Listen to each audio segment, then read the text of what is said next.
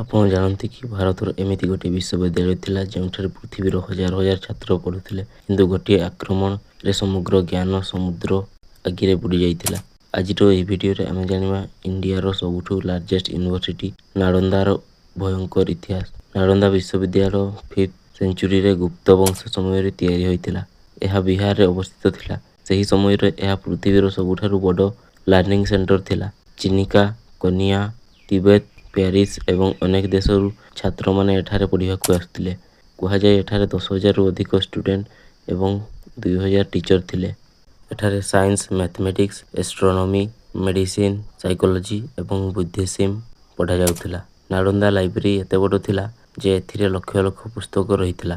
ଏହି ଲାଇବ୍ରେରୀକୁ ରତ୍ନସାଗର, ରତ୍ନନନ୍ଦିନୀ ଏବଂ ରତ୍ନରଞ୍ଜିକା ବୋଲି କୁହାଯାଉଥିଲା। କିନ୍ତୁ ପରେ ଆସିଥିଲା ସେହି ଭୟଙ୍କର ଦିନ।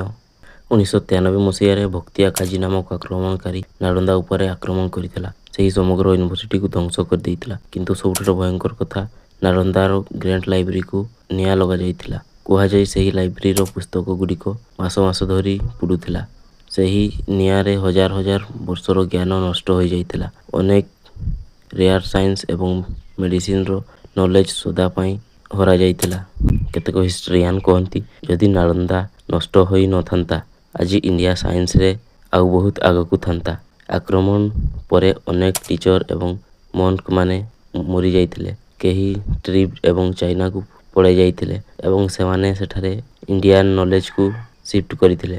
ଆଜି ମଧ୍ୟ ନାଳନ୍ଦାର ଭଙ୍ଗା ରୁଇନ୍ସ ବିହାରରେ ରହିଛି। ଏହା UNESCO ୱାର୍ଲ୍ଡ ହେରିଟେଜ ସାଇଟ୍ ମଧ୍ୟ। ସାଇଣ୍ଟିଷ୍ଟ ଏବଂ ହିଷ୍ଟୋରିଆନ ଆଜି ମଧ୍ୟ ନାଳନ୍ଦାର ରହସ୍ୟ ଉପରେ ରିସର୍ଚ୍ଚ କରୁଛନ୍ତି। କାରଣ ଏହା କେବଳ ଗୋଟିଏ ୟୁନିଭର୍ସିଟି ନୁହେଁ, ଏହା ଥିଲା ପ୍ରାଚୀନ ଇଣ୍ଡିଆର ଇଣ୍ଟେଲିଜେନ୍ସ ଏବଂ ନଲେଜର ପ୍ରତୀକ। କିନ୍ତୁ ଗୋଟିଏ ଆକ୍ରମଣ ସବୁକିଛି ପରିବର୍ତ୍ତନ କରିଦେଇଥିଲା। ଆଜି ମଧ୍ୟ ଲୋକମାନେ ପଚାରନ୍ତି ନାଳନ୍ଦାର ସେହି ଲଷ୍ଟ ନଲେଜ ମଧ୍ୟରେ କେତେକ ରହସ୍ୟ ଲୁଚିଥିଲା।